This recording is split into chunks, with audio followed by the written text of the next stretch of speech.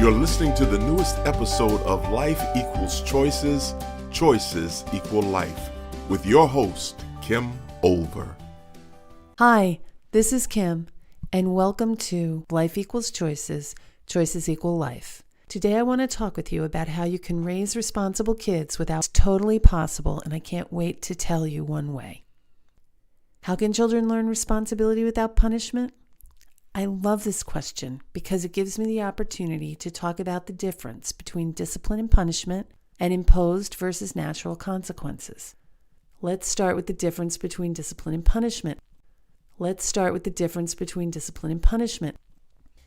you go back to the Latin root of each word, you discover that punishment means to inflict pain, either physical or emotional, while discipline means to teach.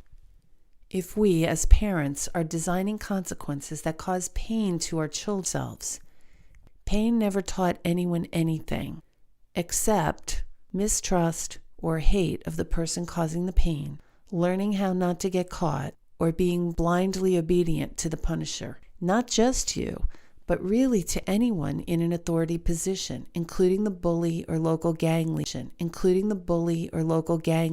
or the child molester who has befriended your child. Parents who believe in punishment are often causing pain. In fact, that's the point. They may not be inflicting physical punishment, but they are constantly seeking the consequence that will cause their child the most pain. So they things like, take their phone or make them quit football. That'll really wake them up. The problem is they won't get what you're trying to teach. Because as cellular biologist Bruce Lipton says, cells are either in one of two positions. They're either open for growth or closed for protection. And guess what a cell closed for protection learns? Absolutely nothing. Learning and growth only occur when a cell is open, not closed. Let's talk about the difference between natural and imposed consequences. Natural consequences just happen without your action. Imposed consequences is a fancy name for punishment created by you. A natural consequence of going outside without a coat on in the winter is that you will get cold, not that you're no longer permitted to go outside. That's imposed by you. A nation, not that you lose points in class. That's imposed by the teacher or the school. The natural consequence of being a bully is that no one genuinely likes you, not that you get detention. That's a consequence imposed by the school. I'm not saying there is never a time for consequences. When people do not know how to be safe and they put other people at risk, it may be necessary for imposed consequences. That's why we have prisons. I think we need to be honest, though. Prisons aren't rehabilitative, and officials and the people working there to create a need-satisfying environment that could be rehabilitated. That can and does happen. But most often, prison is experienced as punishment. Think about it. If punishment actually worked, there would never be repeat offenders. People would go to prison, they'd learn their lesson, they'd come out and be law-abiding citizens. But we know that's not what happens. So what's the alternative to punishment? It's an invitation to self-evaluate. An effective invitation to self-evaluate is typically only received from those we trust and respect. When others issue the invitation, they typically go unanswered without so much as an RSVP. Therefore, the first step to teaching your children responsibility is to become a person they trust and respect. This is not as friends, educators, parents of their friends, and other adults in their life. You will need to mostly use the connecting instead of the disconnecting habits with them. If you don't know what that means, go back and listen to episode 7 about the relationship habits. A brief overview, the disconnecting relationship habits are complaining, blaming, criticizing, nagging, threatening, punishing, and rewarding to control. The connecting ones are listening, supporting, encouraging, accepting, and negotiating differences. What I really want is for you to hold up a mirror for your child so they can look at their behavior and compare it with what they really want. You may want to ask them to also think about what they want right now versus what they really want in the future. About what they want right now versus what they really want in the future. I knew both of my sons wanted to be police officers when they were teenagers. I was able to use that as leverage to help them make decisions between what they might want in the moment to impress their friends and what they really wanted in the long run to do as teens that would have made it impossible for them to become police officers. You might be thinking your child would need more than a conversation, but when done right, this conversation can be more painful than a beatdown. There were many times when I would say to one of my children, "We're going to need to talk about it," and their response was often, "Can't you just hit me?" They knew the conversation was going to be more painful than any physical punishment I could dole out. If you have this conversation with a parental tone, your child will stop listening. Remember what the grown-up sounded like in a Charlie Brown cartoon? Wah, wah, wah, wah, wah. When you have conversations like that, you as the parent think, "I told him, he knows what to do now." And you're surprised when your child does something different than what you want. Children stop listening when they perceive you're lecturing them. That's because they're afraid and need to do what will minimize their danger. You will also want to model good self-evaluation skills for them. They need to see you doing the same thing you're asking them to do. So sometimes you'll want to do that out loud. You also want them to know you care about them and are serious about keeping them safe while helping them develop effective and responsible behaviors to meet their needs for connection, significance, freedom, and joy. If you believe you're that person, you can ask your child, "What did you hope would happen in this situation? What things did you do to ensure you got what you wanted? Did it work, or did you get something different, maybe that you didn't want?" If they got what they wanted, raise the roof to celebrate. If they didn't, you want to teach them how to do it better next time without it sounding like a lecture. If the answer to your question is yes, their behavior got them what they wanted, some additional questions to ask are, was it against the rules? Was it illegal? And did it hurt anyone, including yourself? You might also want to ask the question, you got what you wanted, but is it possible you also got some things you didn't want in terms of consequences?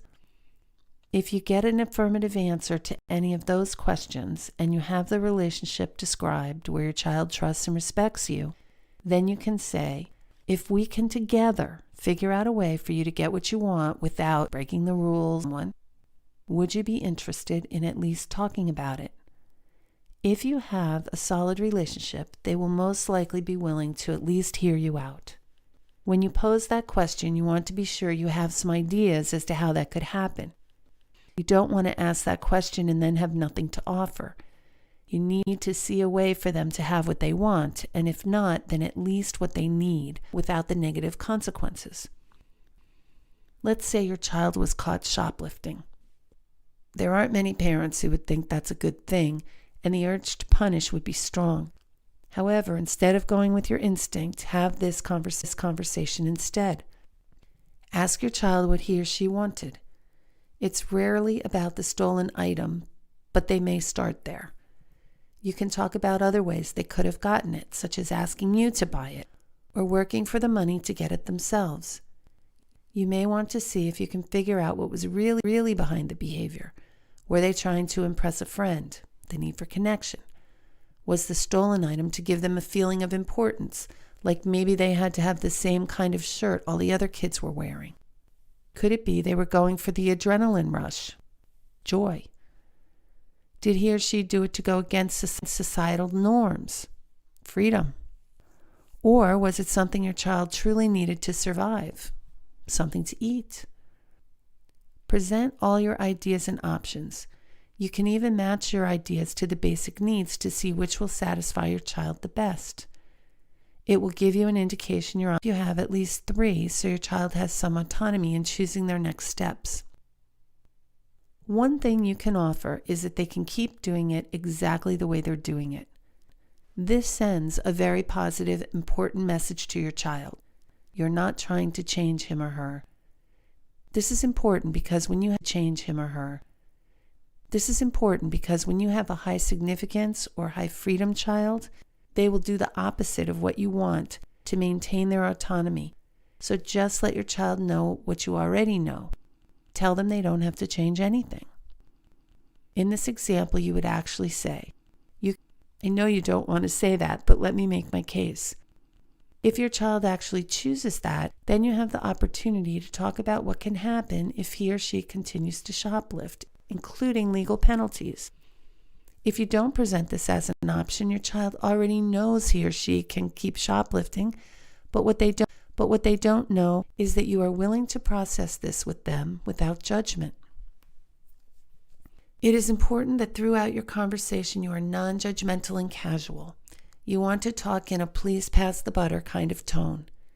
You don't want your child to know which option you think is best. Your goal is to have your child use their knowledge, experience, and values to come up with their best choice to proceed. You, of course, may have some knowledge and experience of your own that you can share with them. Just be careful that when you do, you don't give them the impression you know what's best for them. You want that he or she will make the best decision once you have the opportunity to provide any missing information they may need. This doesn't mean they will always choose what you think they should, nor does it mean they will never make a mistake or choose an option that doesn't work out the way they hoped. This is called experience. They will make a great decision, or they will gain experience that will help them make better decisions in the future. The best thing about this approach is that you are privy to your child's thinking, growth, and development. You'll have a front row seat and a position of great influence. If you take the punishing route, your child will avoid you at best and defy you at worst. After you've offered them the option of continuing to keep doing what they've been doing, I like to pose an option that will likely lead to worse consequences. I like to throw this out because occasionally your child might think that is their best option. Of course, as a parent, you wouldn't want them choosing this option. The good news is that when they do, again, you get to talk to them about the day-to-day grind of living that life. Children tend to glorify the forbidden. Many think it would be awesome to run away because they could live on the street, grown-ups telling them what to do. Rarely do they consider some of the challenges, like where will they sleep and what will they eat? How will they get money? How will they deal with the bullies on the street or the pimps who want them to do something unspeakable just to get dinner? Once you've laid out the choices that they can keep doing what they've been doing, or they could do something worse, then you can suggest all the positive choices you can think of. The idea is for them to have the options to keep doing what they've been doing, do it worse, or do it better. Present all the options you can think of as if they were of equal weight, and let your child decide what he or she thinks is best. Present the benefit of your knowledge and experience, and then get out of the way and let your child decide. It is your child's life, and he or she will need to live with the consequences of their decisions. The ultimate goal is for you to teach them better decisions. You don't want to do anything that would prevent them from coming back to talk with you again. Choice parents use modeling and the art of teaching from natural consequences to help their children learn responsibility. No punishment required. And don't forget Philip Mott's excellent parenting support group on Facebook called Kids Are People.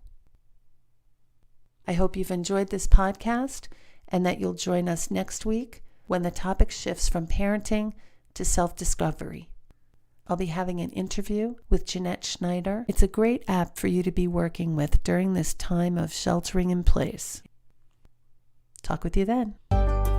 This has been another thought-provoking episode of Life Equals Choices, Choices Equal Life. To listen to past episodes, please visit our website at www.therelationshipcenter.biz/podcast and remember to subscribe.